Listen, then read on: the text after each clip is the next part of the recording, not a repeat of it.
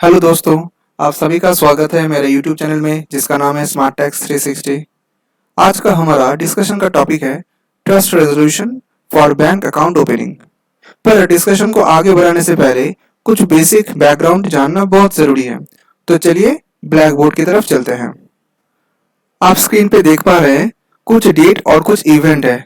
आपको इसी डेट और इसी इवेंट के हिसाब से अपना जो एक्टिविटी है उसको प्लान करना है। हम मान लेते हैं कि 6 जनवरी को आपका ट्रस्ट का रजिस्ट्रेशन हुआ है, पर जिस दिन ट्रस्ट का रजिस्ट्रेशन होता है उस दिन आपको ट्रस्ट डीड नहीं मिलता है, आपको आईजीआर का कॉपी दिया जाता है। और आईजीआर का कॉपी बताया जाता है कि 2 या 3 दिन बाद आइए, फिर आपको रजिस्टर्ड डीड जो है वो मिल जाएगा। तो मेरे एग्जांपल में 9 जनवरी को आपको डीड मिल जा रहा है। जैसे ही डीड मिल गया, अगले दिन आप पैन कार्ड के लिए अप्लाई कर लीजिए और आप एक बोर्ड मीटिंग के लिए नोटिस दे दीजिए। ध्यान दीजिए, ये बोर्ड मीटिंग है, ये एनुअल जनरल मीटिंग नहीं है, क्योंकि आपको अभी बैंक अकाउंट ओपन करना है। तो उसके लिए आपको जो मीटिंग कंडक्ट करना है वो बोर्ड मीटिंग ही होगा, और ये बोर्ड मीटिंग है, meeting of trustee and members.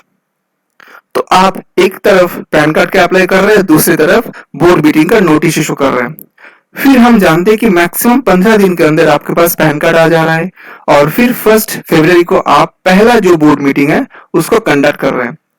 First board meeting जब आप कंडक्ट करेंगे, आपको तभी माइन्यूट बुक प्रिपेयर करने होंगे और रेजोल्यूशन ड्राफ्टिंग करने होंगे। आज का इस वीडियो का सेकंड पार्ट में मैं आपको बताऊंगा कि कैसे एक मीटिंग का नोटिस ड्राफ्टिंग किया जाता है और कैसे आप एक मीटिंग का रेजोल्यूशन ड्राफ्टिंग करेंगे, खास करके अगर वो बैंक अकाउंट ओपनिंग से रिलेटेड है। तो जैसे आपने रेजोल्यूशन पास करा लिया, अगले ही दिन आप बैंक में जाके खाता खोल सकते हैं, प्रोवाइडेड तब तक आपके पास valid PAN card, trust deed ये होना चाहिए, और साथ साथ ऑब्वियसली रेजोल्यूशन का कॉपी भी होना चाहिए। तो चलिए अभी हम डिस्कशन करेंगे कि कैसे आप एक बोर्ड मीटिंग का नोटिस इशू करेंगे। आप स्क्रीन पे देख पा रहे हैं एक मीटिंग का नोटिस ड्राफ्टिंग किया गया है। ये नोटिस बहुत ही प्रिसाइज है।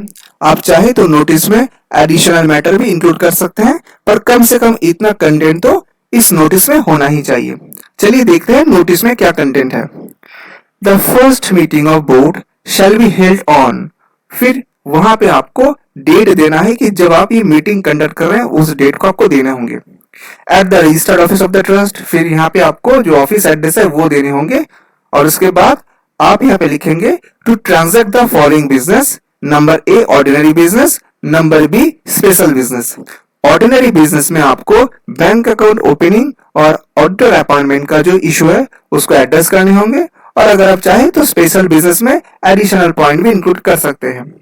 नोटिस के अंत में आप लिखेंगे all the members of the trust are hereby directed to attend the aforesaid meeting, और उसके नीचे जो ऑथराइज्ड पर्सन है उनका सिग्नेचर रहेगा। और ये नोटिस लेटर हेड में ड्राफ्टिंग करके नोटिस बोर्ड में या आप अपने वेबसाइट में इसको डिस्प्ले करेंगे। दोस्तों, अभी आप स्क्रीन पे देख पा रहे हैं एक मीटिंग का रेजोल्यूशन ड्राफ्टिंग किया गया है। इसका हम लोग शुरुआत करते हैं ऐसे, extracts of minutes of first meeting of board of trustee held on, और यहाँ पे आपको मीटिंग अरेंजमेंट करने का डेट, टाइम, प्लेस सब कुछ यहाँ पे मेंशन करना है। फिर आपको लिखना है रिजल्ट, और उसके बाद पॉइंट नंबर 1 और पॉइंट नंबर 2, ये दोनों पॉइंट में पहला पॉइंट में आप कवर करेंगे बैंक अकाउंट ओपनिंग को, और पॉइंट नंबर 2 पे आप कवर करेंगे ऑडिटर अपॉइंटमेंट को। और अगर आप चाहे तो थर्ड पॉइंट में लिख सकते हैं कि ये जो आपका रेजोल्यूशन है ये सर्टिफाइड कॉपी है। तो चलिए देखते हैं हम लोग पॉइंट नंबर 1 में क्या लिखे हैं।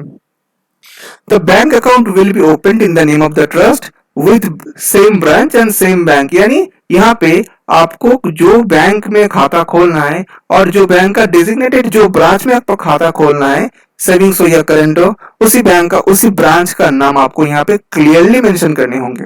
और फिर आपको ये मेंशन करने होंगे कि कौन होंगे ऑथराइज्ड पर्सन जो सारे डॉक्यूमेंट्स पे सिग्नेचर करेंगे। तो देखिए आप यहाँ पे कि मैंने लिखा है and Mr. So and Mr. So are the authorized person to sign the necessary forms and documents thereof.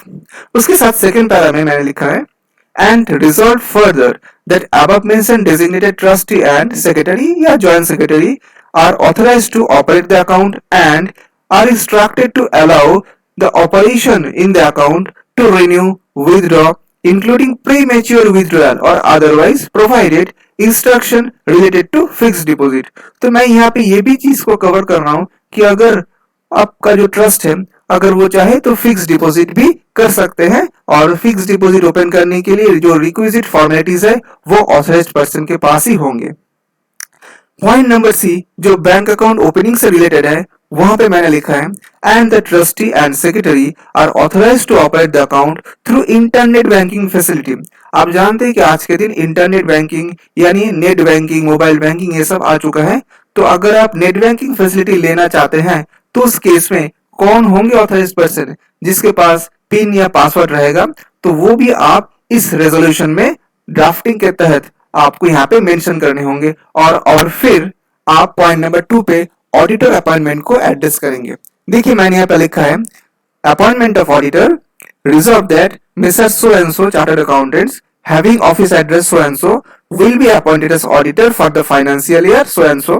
The appointment letter will be sent to the auditor for acceptance within so and so date from the conclusion of the meeting।